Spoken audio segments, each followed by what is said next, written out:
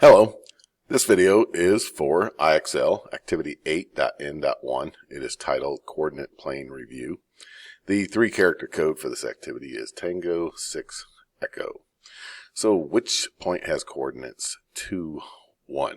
Well, first let's talk about what is the coordinate plane.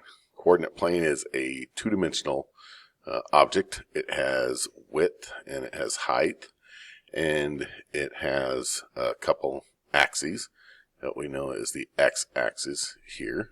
So this is the x-axis, and I'm going to switch over to red. There we go, x-axis. And you see that here with the little x. And then the y-axis is here. So the x-axis goes horizontally across, and the y-axis goes up and down vertically. Another thing that's important to know is right here where the x-axis and the y-axis meets, right here, this is known as the origin. And I believe I have that spelled correctly. And so where x is 0 and y is 0, that is known as the origin. Now you see this little notation here of two numbers separated by a comma and contained inside a parenthesis. These are known as ordered pairs. Ordered pair. And an ordered pair, it represents a location on the coordinate plane in which you have an x value and you have a y value. They are separated by a comma and they're contained inside of parentheses. So the x value is the first and the y value is the second. That's kind of easy to remember because x comes before y in the alphabet, right? So I'm going to do a little bit of erasing here to clear things up, and so we can get back to our original question. It says which point has coordinate 2, 1? So if this is our x value and this is our y value, we're looking for where we would go over to 2, right? And then after we go right, because it's positive 2, if it were negative, we would go to the left. And then since it's positive 1, we're going to go up 1. And if it were negative, we would go down. But we're going to go up 1 place. And you see that we end up here at point P. So the correct answer would be that point P is at the coordinate 2, 1. We would just simply read that as coordinate 2, 1. All right, let's look at some more. Which point has coordinate negative 4, 0? So we're talking about x value of negative 4 and a y value of 0. So let's grab our little line here. It is negative. The x value is negative, so we're going to go to the left. We're going to go to the left to negative 4. And since y is 0, we're not going to go up and we're not going to go down. And that must mean that right here on the x-axis is the value, or is point W. Now notice that the value of y is 0, and it turns out to be that the point was on the x-axis. So if in the event, if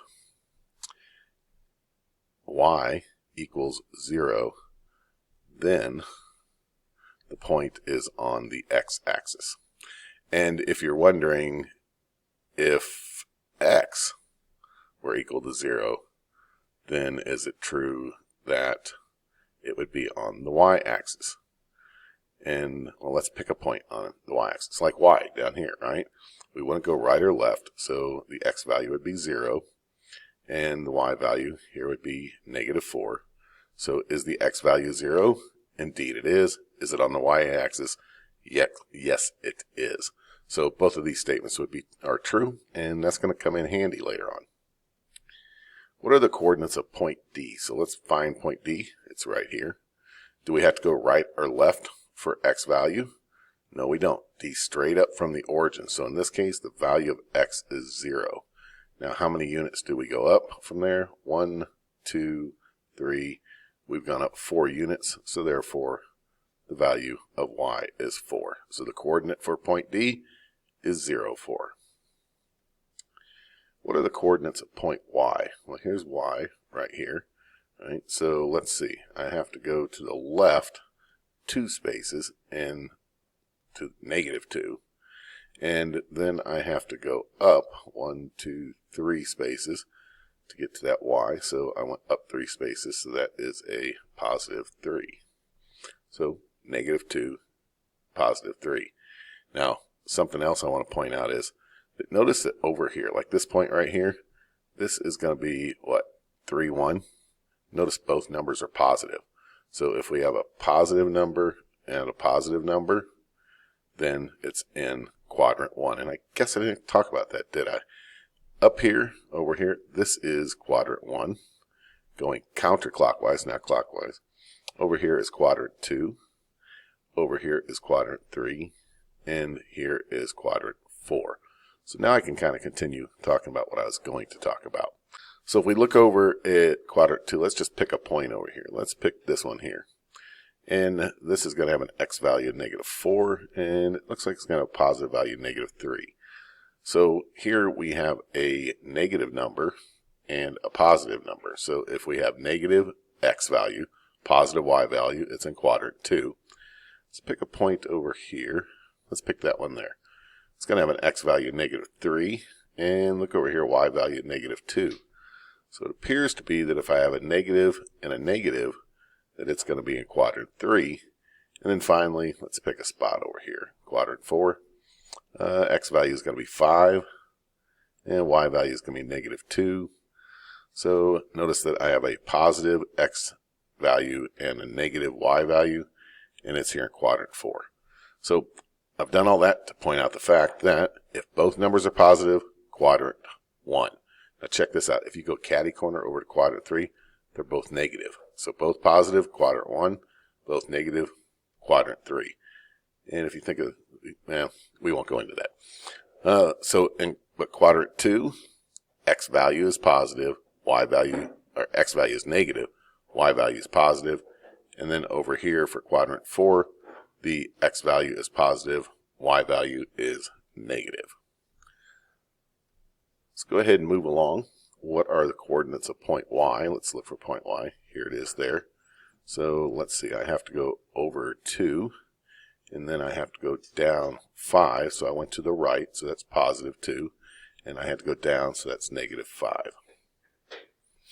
On the next one, coordinates of point z. So here's z right here. Oh, this one's a little tricky. So write your answer as an integer or decimal to the nearest 0.5. So we can put things at the half marks. So let's look and see what that looks like. So how far do we have to go to the right? Looks like we're going 1 unit to the right.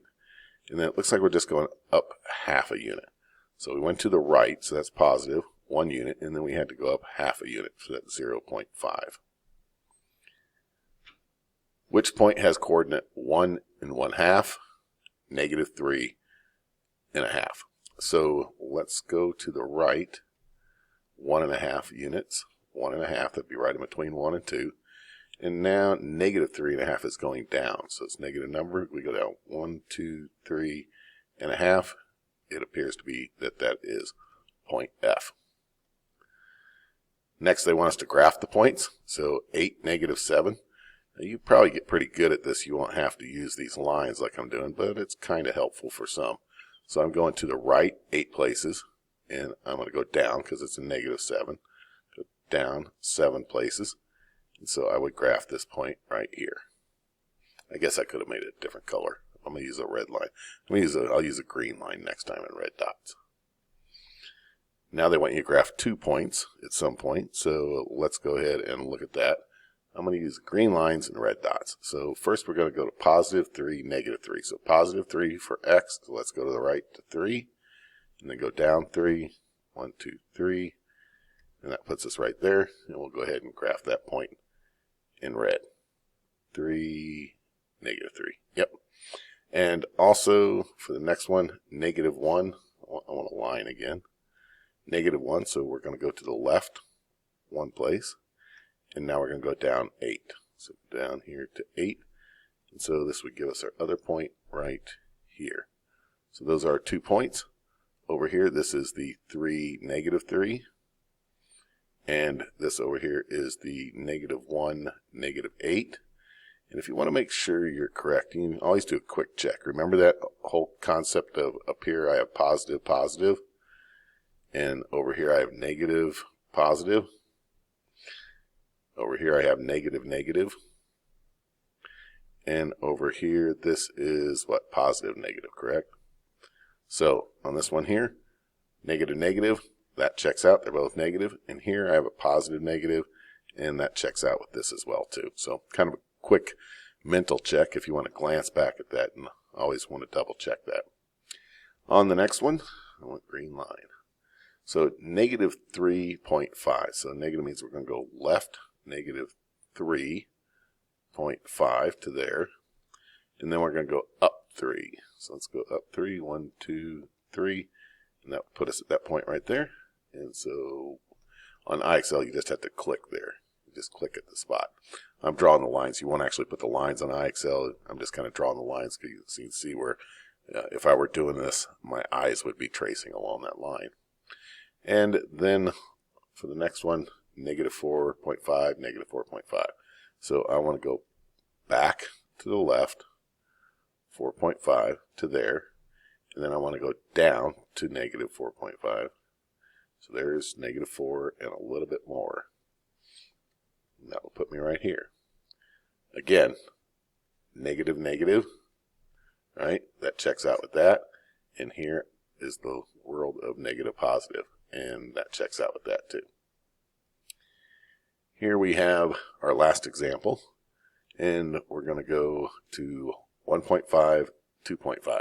So going to the right, 1.5, there's 1.5. Now we're going to go up 2.5, up 2.5. That would put us right there. So that's going to be our point that we plot here. Oh, I was supposed to use green lines, wasn't I? I'm going to do that with the next one. And then negative 4.5, negative 2.5. So we're going to go back to the left. It's a negative number. So we'll go back to the left 4.5. And now we're going to go down. Since it's negative 2.5, go down 2.5. And that's going to put us right there. Click right there. And we would have our 2 points there at that also.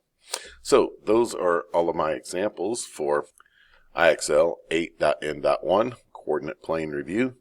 And good luck with your activity.